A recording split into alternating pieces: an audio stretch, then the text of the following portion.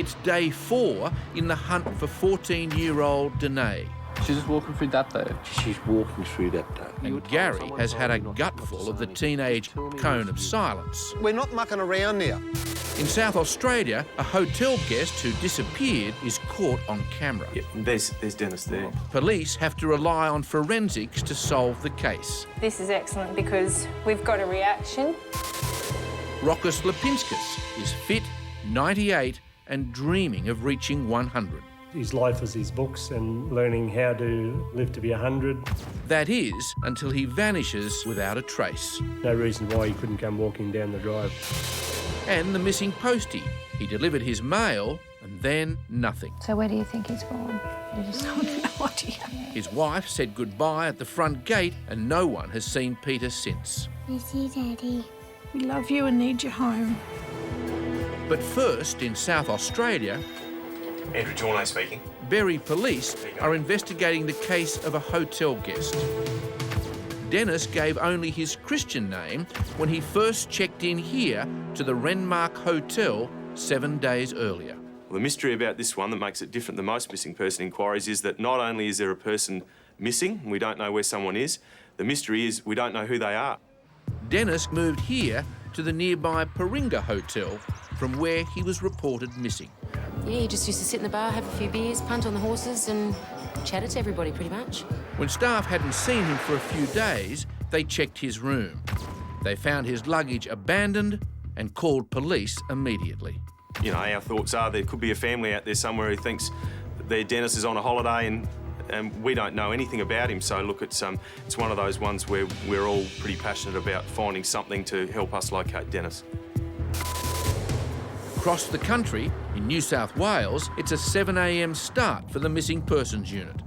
Mandy's already on the road to search for grandfather Rokas Lipinskis. We're heading up to Raymond Terrace up near Newcastle this morning. It's been a fairly high-risk case, a 98-year-old gentleman who's wandered off. He's been missing now for 2 days, so their concern is he's definitely building because he hasn't been seen.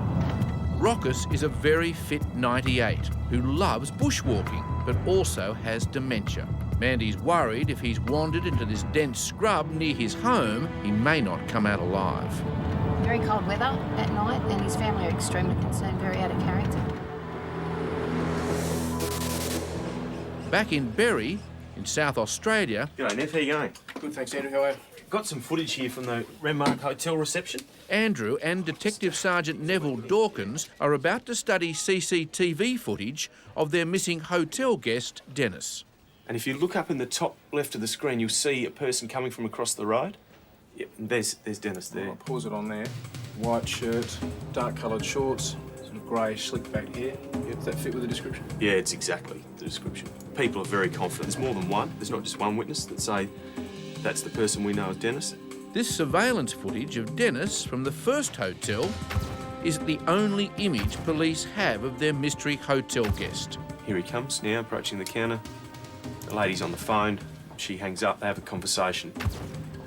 Didn't want to stay there because of the renovations going on. They minded his bag for him. Nothing more, nothing less. He points to the bag there. She said he seemed fit and healthy and happy. Well, my concerns are firstly that we don't know who this man is. He could be in need of medical or other attention. I suppose also we actually don't know if this person is missing. He may well have returned to family and friends. I'm just about to head off to Paringa to speak with the person who reported him missing to see if she has got any further information. But when you're looking for a man without a last name, there's hardly anything to go on. Meanwhile, in New South Wales, after a 3-hour drive, Mandy has arrived at the Lipinskis home. The 98-year-old fitness fanatic was last seen here 60 hours ago when his son took him his evening meal. But the next morning, when Gus went to collect his dad's dishes... Hi, Gus, how you going? Rokas was gone. We are Mandy and Adam. I made some immediate phone calls while I was there. I rang my brothers, I rang a few neighbours to see if anybody had seen him or if they had been in contact with him. It wasn't long after that where I called the police to advise them that, OK, that he wasn't there. The 98-year-old health fanatic had one dream: to make his century. His life is his books, and learning how to live to be 100. The bond between this father and son is so strong.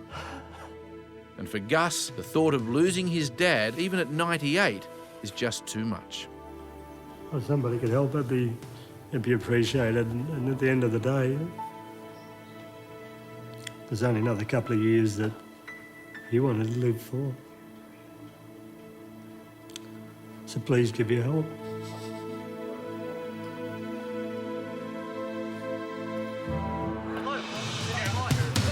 Later that morning, back on the Lipinskis property north of Sydney, well, most likely the grassed area is, it's heavily bush. Mandy and Adam have joined a team of police rescue and SES volunteers to look for the grandfather. Rockus has the early stages of dementia, we believe. He's 98 years old, but he'd probably outwalk us by all belief. He puts his head down and he goes. Sounds like a character who loves to talk, and I'd love to have a talk to him this afternoon, so we're going to go out and try and find him. And if Rockus has wandered into this thick scrub, finding him won't be easy. Most of today will be focused by foot, and we've also got the services of the mounted police. The mounted police will be searching the area behind the missing person's residence, which is very swampy and wet, and we'll also be utilising the police trail bike section as well. We're going to be breaking into teams, and those teams will be foot soldiering in line formation along both sides of Richardson Road and Medowie Road. It's freezing cold, and in these conditions, another hour out here for a 98-year-old could mean the difference between life and death. Meanwhile, in South Australia, Detective Sergeant Neville Dawkins arrives at the Paringa Hotel, the last place Dennis was seen alive. Hello, Karen. Hotel manager Karen Dittmar reported Dennis missing. So what triggered the alarm bells for you? Just his room was checked every day and cleaned every day, and the cleaners sort of said to me that it doesn't look like he's been there for the last 2 or 3 days. So we thought we'd leave it, and then we just kept checking, and nothing had been touched for 3 or 4 days, so I rang the police. Do you know if he had any friends that were from Paringa district at all? No, I mean, he did say that he had friends pick him up to take him to golf, but who they were and where they were from, I'm not sure. But when this footage of Dennis was broadcast on TV, none of the locals recognised him. As far as I'm concerned, he's pretty much just a traveller, and he's retired. Karen, thanks very much for your help. If Dennis was a traveller, then why would he leave his suitcase behind? Yeah, I just hoped he'd picked up, pretty much. I just hoped he'd found a nice, lovely lady, and that's where he'd ended up, and sort of forgot the time and date and just popped over there for a couple of days. At this point in time, I'll be going back to the police station to have a look inside the bag and examine the contents and let's see if we can get some more information from them. Back in the forest, near Rockus Lipinskis' home, the search teams are covering 10 square kilometres looking for clues. It's just such a huge area, and the thing that's most against him would be the weather. And he's been 3 days without food and water, and he's elderly, he's still frail, and if he's fallen and injured himself and can't get up, like he's waiting for help. Because the area is so large, mounted police have been called in. The advantages of having the horses are that we can cover a lot bigger area than police and rescue workers that are on the ground. We're more accessible getting into more difficult terrain and that. It's just too wet for the trail bikes to get in and the foot people. So it's easy for us to sort of walk around the area and just have a look. While mounted police look for clues from above, Bosco, the police dog, is sniffing around below. When the dog's searching, it's looking for human scent, wind-borne human scent. So we'll go into an area and the dog will be released on lead, and he'll search around for any human scent in the air, and then he'll just zone in on that and hopefully locate the person. If Rockus is out here, Bosco is his best hope of survival. Oh, good boy. Find him.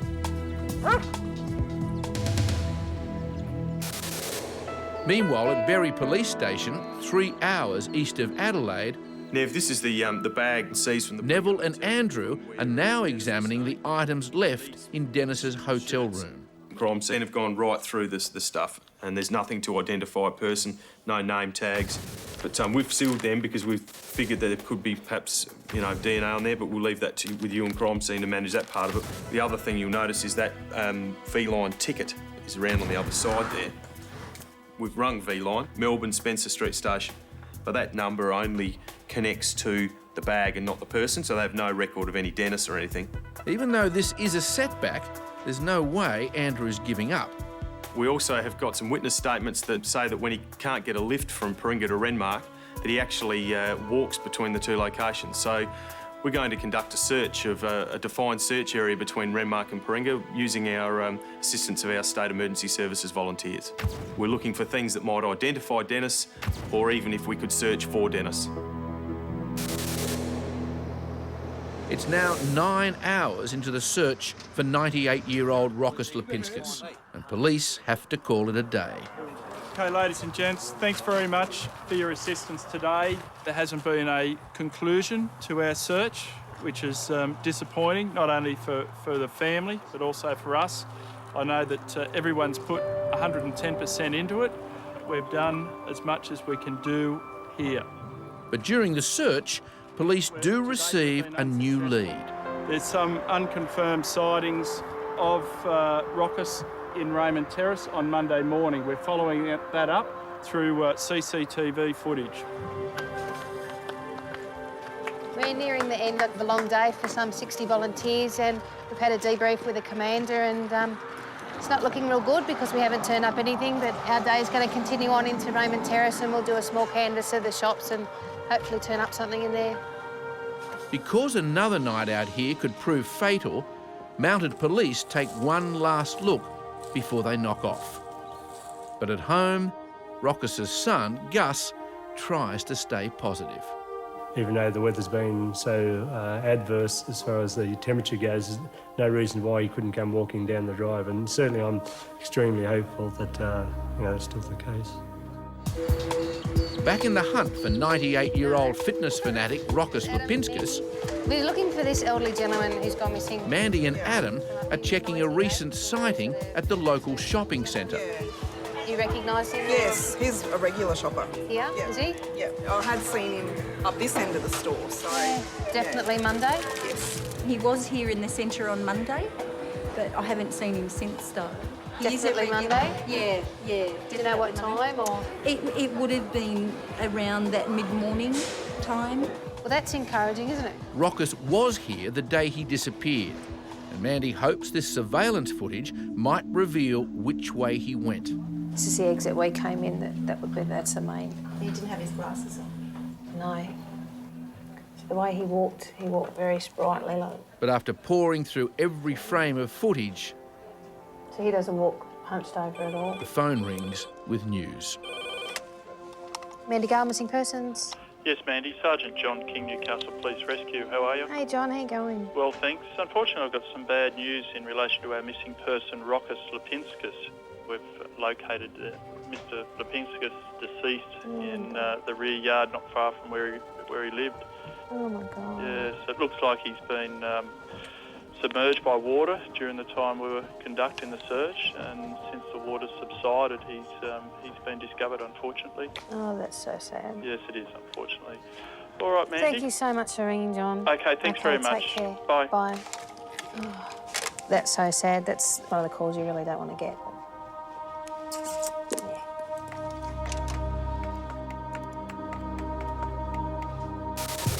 Meanwhile, near Wollongong, south of Sydney, in his continuing search for missing schoolgirl Danae, Gary spots a blue Lancer, just like the one her older boyfriend drives.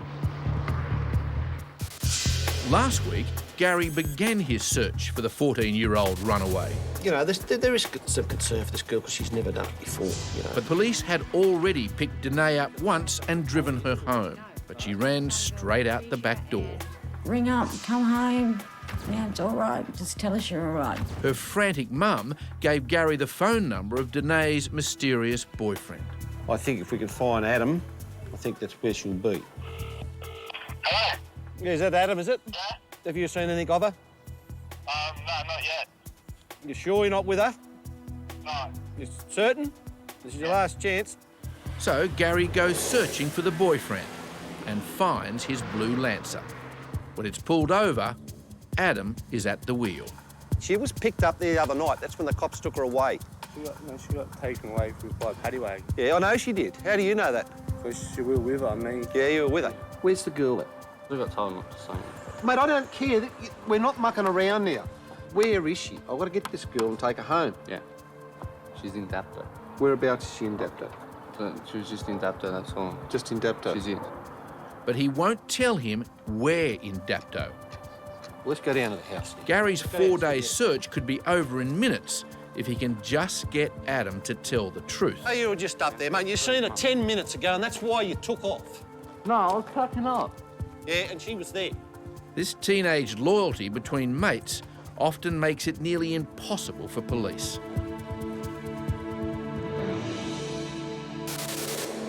Back in South Australia, police are ramping up their search for the missing hotel guest, Dennis. All right, good morning. Thank you, everyone, for giving up your Sunday morning. Andrew has also called in the SES to search the local forest. The reason we're searching the area today between Paringa and Renmark is because there is no evidence that Dennis had a vehicle, and there is evidence that he's been looking for lifts and getting lifts from people to and from Renmark and Berry from Paringa. Today, you're not only looking for Dennis, you're looking for anything that might be associated with Dennis. So please focus your minds not on seeing something large, but focus your minds on you might even find something as small as a driver's licence or a slip of paper. If you find anything at all, can you please treat it as though it's a crime scene? Well, thanks very much, and please keep yourselves safe.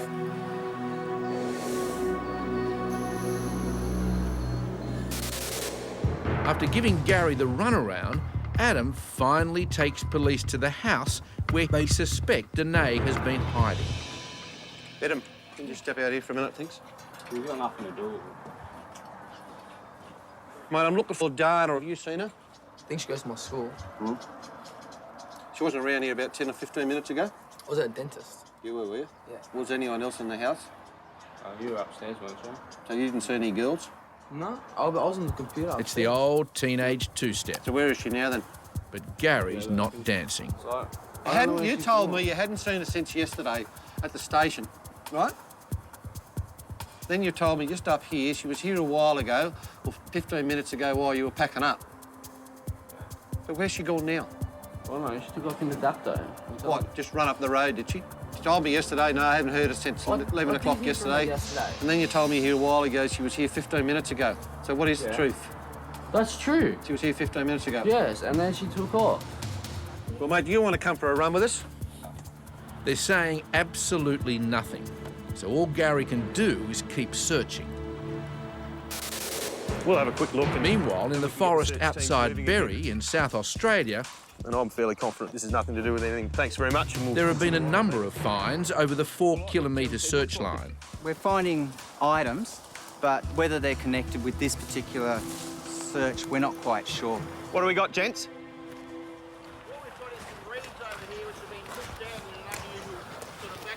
Okay. I think I need to have a look. The reeds are crushed, as if something's being dragged through them. There's no way to go in that way, so this is the only way to get to there. There's nothing much here that I can see. There's no damage to any of the bamboo or the twigs around here. There's no big slide marks or anything. While it's worth having a look at, I think that we'll move on. It's a tough job. Andrew needs to make a quick decision on every find. They've just found a number of receipts. If he's wrong, the vital clue will slip away. No one's touched any of that? No one's touched it. Dry cleaning receipt. Might have a name on it. It's got a BSB and an account number, so I'm going to keep that. Then, moments later, just up the road, searchers find something that puts them all on edge. It's like something floating in the water. Okay. It looks like the backside of a person. It could be a body. Back on the search for 14-year-old Danae, it's now nightfall. There's one in here, on the left. There's one in there. And boyfriend Adam is still running Gary around local teenage hangouts. So we're looking for Dana. Have you seen her today? Dana? No. Yep. Last time I seen her was Saturday night. Then, after another 2 fruitless hours, Gary calls the search off. When they get home, who's waiting out front? Danae. What have you been up to? Not much. I don't know whether you believe it or not, but your mother's worried sick about you. You wouldn't believe that. No. Like so many runaways, Danae doesn't care about the grief she's caused or the resources used to find her. Unfortunately, you're going to have to go home and then you're going to have to work it out with your mother. I'm not going home just yet. Hmm? I just want a day to myself, seriously. Well, you can go out tomorrow. You don't have to stop at home tomorrow. Yeah, but I don't want to go home yet. That's the thing. I just want a day or two just to myself. But Danae is only 14, and there's no way Gary is about to leave her in a house full of older boys. So just get your gear, I'll take you home, and as I say, what you do tomorrow, it's Can you immaterial take to me home, us. please? You? I don't even know where you live. I'll tell you where I live. I just don't want them to take me home. Can you take me home, please? If you want, but it's up to them. Righto, we'll follow you, OK? Gary agrees to Danae's request, but not before he has a not-so-quiet word to Adam. You've got enough brains now, you're not going to No, muck around, are you? No, She's no, got to go no. home tonight. She can't stop here, there's no parent here. So we'll just take her home, but don't muck me around, will you? No, I'm not. You follow us, because you'll be in trouble. Oh, mother will be wrapped, you know, but how long she's going to stop there, the mood that the girl seems to be in, you know, she doesn't want to sort of be there at the moment. But the main thing is we get her home, and then it's going to be up to the family to work things out. And to make sure, he follows them home. It's 10 p.m, and Mandy's just completed her paperwork on Roccus Lipinskis. But with the late-breaking case of missing postie Peter Moore, it'll be some time before she makes it home to her own family. So this all started last week, Thursday, was it? Mandy's talking to the postie's distraught wife, Louisa, who reported him missing. Well, he went to work as usual Thursday morning and never come back. Okay. How's he been leading up to Thursday? He took Wednesday off work. Mm-hmm. She informed me Wednesday night of things that have been happening at work. Yeah. And he's been off his medication. He's on antidepressants. Yeah. You got the kids with you? I've got the little one with me who's not well. Okay, Louisa. Well, would that be okay, do you think, if we pop out and see you in the morning? Yep. Okay, then. Bye. Bye. Poor thing. She doesn't sound the best. It's very hard sometimes to talk to people on the phone. She's quite upset and finding it a little bit hard to talk, and she's obviously got a little one there with her, so we'll pop out and have a sit down with her and see if we can work out where her husband's gone. And people seem to, take on a lot and things get the better of them, and sometimes they just want a bit of time out. I think it's important we sit down and have a chat with Louisa and see if we can figure out where he's gone. It's now nearly midnight, and Gary's finally delivering 14-year-old Danae home to her mum. Now, you're going to be a good girl and stop at home tonight? No? Huh? Just how long she'll stay here is anyone's guess.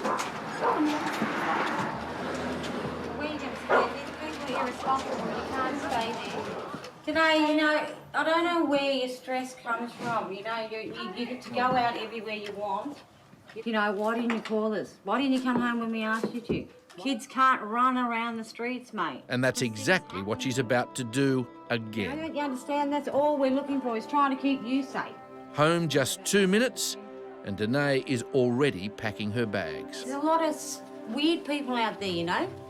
It's very cold out there today. Yeah, you can't just walk out the door. I just want 2 rocks.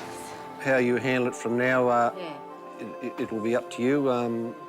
But we've done all we can. And I hope everything goes all right for you and you can work it out. Yeah. How old are you? I'm 17. 17? Hello. It's not really our job to go any further. It's really up to the family, and if they need further help, well, there's agencies such as DAWKINS and matters like that, and counsellors. They can try and discuss things and try and work things out. But our job's finished. We've located her safe and well and brought her back to the family. Can you let us know where you're going? If you're going to be out, say something. If you're with somebody, let us see these people. That's all we ask from her. Yeah.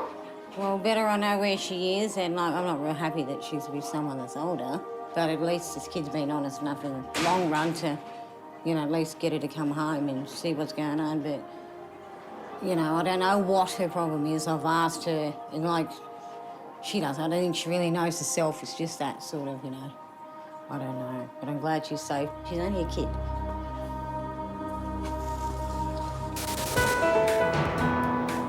First thing next morning, Mandy and Mark are on their way to speak with Louisa, the wife of missing postie Peter Moore. It was very hard to get a lot of information on the phone, so easy for us to sit down and develop some type of relationship with the family and earn that trust and see if she can open up and tell us a bit more why he may have gone. How you going, Louisa? Mandy, this is Mark, the missing person. Hey, how you going? Hello, it's okay. Can we go in? Seen here on this home video, Peter was becoming more and more remote in the days before he took off, leaving his wife to look after their 3 young children. How old are they, Louisa? 13, 10 and 5. How are they? They're finding it hard to work it out. Especially the 13-year-old, he's been having trouble sleeping. I noticed your for sale sign out the front. Like so many Australian families, the Moores have been stung by rising interest rates. No, he's under a lot of stress at the moment through home life and work, changes happening at work and things. And because of these pressures, Peter became depressed, which in turn caused problems at work. Scratched a car on a postie bike and blew up at the bosses and things, and just doesn't remember doing any of it. And then Louisa got this chilling text message from Peter. At wit's end, always seem to hurt the ones closest to me. Best just keep away. Love you always. Love yous always. The always sort of really upset me. It's like he was not intending to come back. Afraid and lonely, all little Alex wants is his dad back home. Miss you, Daddy. Everything can be sorted out. Just come home and give us the chance to work out any of your problems. You need to talk to us. We love you and need you home. In the search for missing postie Peter Moore, Hey Adam, it's Mandy. How you going? Adam is calling in after checking the missing dad's bank accounts. Peter's had several transactions on the 9th, 10th and 11th. 1:40 p.m. on the 9th of August. He's used an ANZ ATM at Camden. 9:19 a.m. on the 10th of August at Nowra Fair Shopping Centre. Yep. And 3 p.m. on the 11th of August at an Illawarra Mutual ATM at Argyle Mall. He's also used his account today. Thanks, Adam. You're a gem. Okay. Mandy's hunch was spot on. Peter is using his accounts, but where is he now? So where do you think he's gone? I have no idea. Been sending him messages, but yeah, he's not ready to talk yet. Even if police do find Peter, they can't make him contact his family. We have to respect his privacy and his wishes, so the main thing is that, you know, if we can locate where he is and we can get someone to go around and make sure he's okay, and we can't force him to come home. Yeah. I'd say he just needs some space and he'll be home soon, hopefully. I hope so. Yeah. Bit of a different case, that one, I guess. There's not a lot to go on at this point. We know he's accessing his accounts, which is a good thing, so we'll make some inquiries with his place of work, and I guess we wait now and wait for him to contact us. For families and police, the waiting is hardest of all. Meanwhile, in South Australia... So where's the search line now? Is it this side? Police searching for missing hotel guest Dennis are about to investigate something they think is a body. If you stand here with binoculars and if you look just at the base of that tree. There's something square and then there's the 2 raised sections, but it's not a person or anything connected with a person. I don't know what it is, to be quite honest. It's not a body, and it's a huge relief for everyone. That's all we're going to do today. So now, at the end of a long, frustrating day, Andrew calls off the search. Let's all meet back, and have you got time to have a bit of a debrief with us? Okay. It's very an unusual case. Normally we get a little bit more of a guide on what the person was doing, what they were thinking, what they were wearing. But in this case, none of that. So, very hard. Back in the search for Postie Peter Moore, David, it's Newcastle. Mark Gillard here from the Missing Persons Unit. How are you going? Good, how are you? Not too bad. police at least know Peter's alive and will keep searching until they sight him. Anything you can tell me about his circumstances at work there? Or? Mark's hoping that someone at Peter's work may know where he's gone. He just said that, just sometimes he just feels like hopping on his bike and going, going for a ride type thing and just keep on riding. And that's virtually on the, when he left here on Thursday afternoon, he didn't return home. On the occasions when he's spoken about feel like getting on the bike and going, he's never mentioned any locations or places he liked or interest. No, nothing at all. Thanks a lot, David. Bye. See ya. I haven't heard from him. He didn't make any arrangements not to come back to work. Occasionally he stated that he wouldn't mind getting on his bike and just taking off. So it looks like that may be what he's doing at the moment. Just got off and need a bit of time away. With Peter still missing, every passing hour becomes even more difficult for his desperate family. They do ask, where Daddy is and when's he coming home. My daughter crying Friday night. Always. Yeah, she both were. I'm pretty upset. Got to tell them the truth that they've seen the text message and my daughter actually thought it was her fault. I said, no, it's not. It's got nothing to do with you. Daddy's just got things on his mind.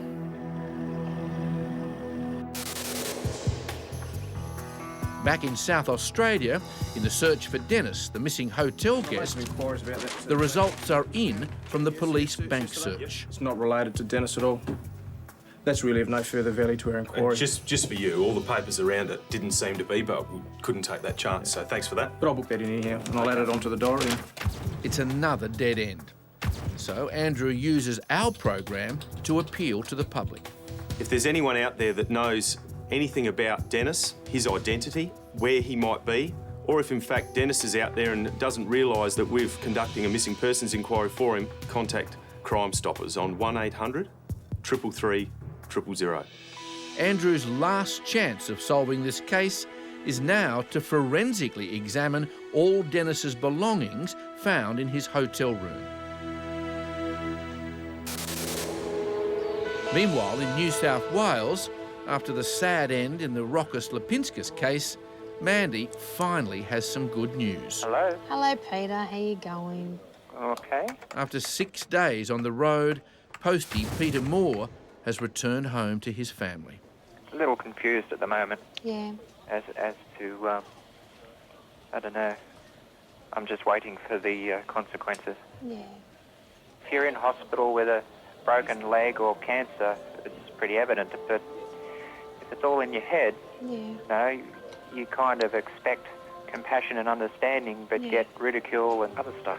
I guess I tried to run away, but that hasn't worked. Well, I'm glad you did a U-turn and come back. A big U-turn by the sound of it. But I wish you all the best, I really do. All right, thanks a lot. Okay, take care. Bye. Poor bugger. He has been everywhere, and the bravest thing and the biggest thing he did was turn around and come home, because a lot of people don't do that. And having children and a husband of my own, I think that the biggest thing is people need to talk things out and not run away from them. And as I said, I really commend him for coming home and facing that. And I just hope whatever they decide, they all end up happy. All that remains for Mandy now is to visit the family and actually sight Peter. Back at the Missing Persons Unit... Hello?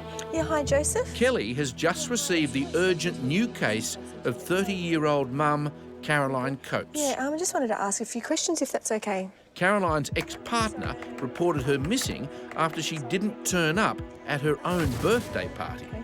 So when exactly was the last time you saw Caroline? About lunchtime on Friday. Yeah. And what was she like then? Was she in good spirits or...? Yeah, no, she was fine. Yeah. Are you aware if Caroline's on any regular medication or anything that she should have been taking? Or? She's on regular antipsychotics for schizophrenia. Has she taken that medication with her, or...?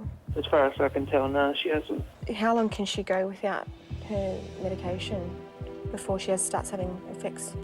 A couple of days. But it's now been 5 days since she last took her pills for schizophrenia, and police know anything could have happened.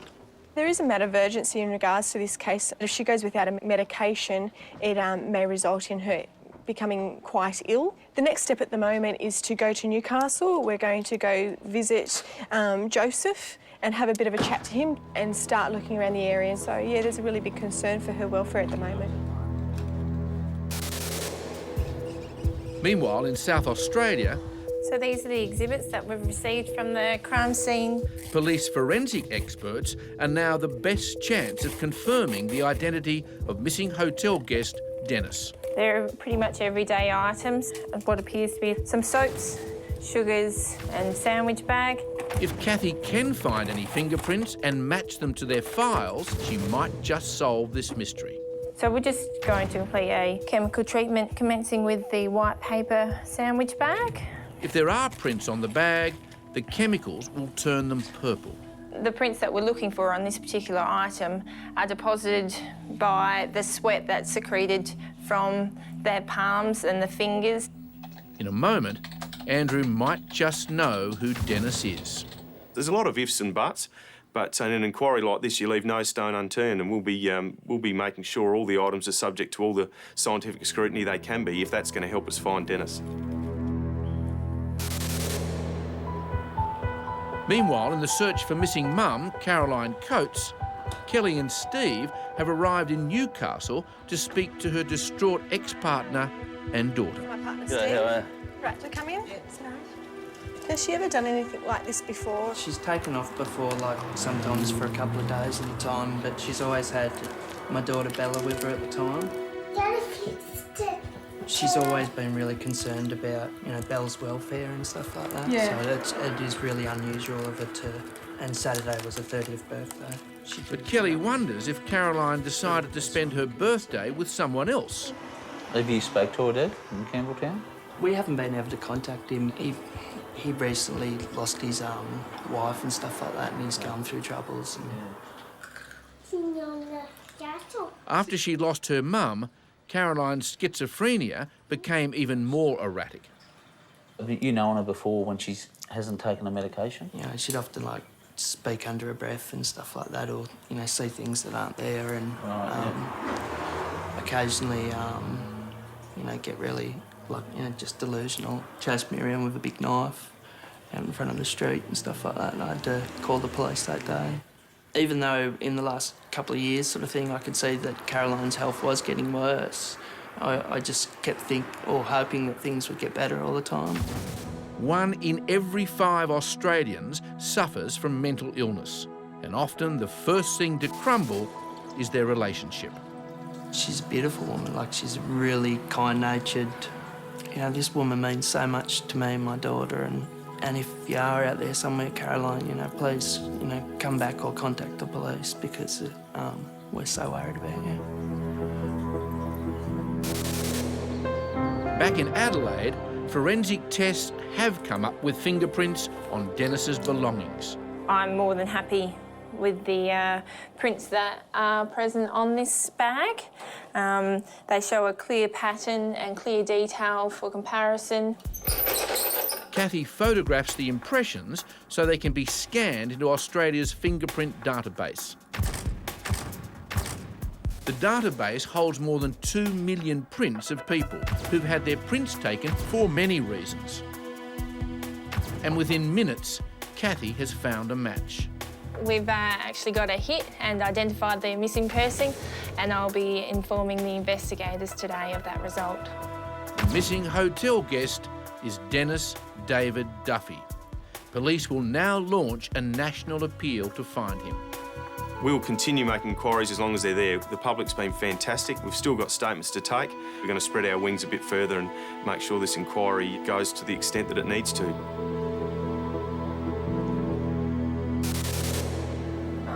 Before Mandy can close her case of the missing postie, she needs to sight Peter at home.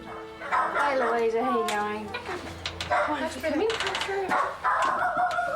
Louisa is so grateful to have Peter home, but she also wants some answers. Relieved to see that he was in one piece and didn't get it into anything worse than what he did do, but also angry afterwards. Then, finally, Peter decides to tell his side of the story. You know, I got to the end of the street at work and I said, well, I can either go that way or I can go that way. And I thought I wasn't ready to go back at that point, so I just sort of turned the other way, went south. And, yeah, a long way. But it was just the white line in my thoughts. I think everybody's entitled to a brain snap once in a while. We're only human, aren't we? Yeah. Mandy's right, but the effect on those left behind is devastating. I think he's still coming to terms with how it affected us and what was happening on our end. There was nothing that mattered. It was a white line and my thoughts. Work didn't matter, the house didn't matter, the mortgage didn't matter, the kids didn't matter, my wife didn't matter. But as the days progressed, I calmed down. Then it went to concern and then to worry and thought, well, yeah, this is not what I should have done. There's another way. And just disappearing without notification is not a good idea. When police arrive at Caroline's flat, they find these pills. And without her medication, she's in real trouble. The clothes aren't gone and the phone is still sitting at the table, so we're really concerned that there's no form of contact. She's a 13-year-old runaway and her mum is petrified. But have police hit the jackpot? They're getting out. Nicole! Stop there, stop! Nicole, Just stop, guys, stop! And the mysterious disappearance of refugee Peter Bukic, as the trauma of war finally caught up with the Bosnian chef. Please come and let us help you. And the mysterious case of missing mum Elaine Morgan. Her car is found at this notorious suicide spot.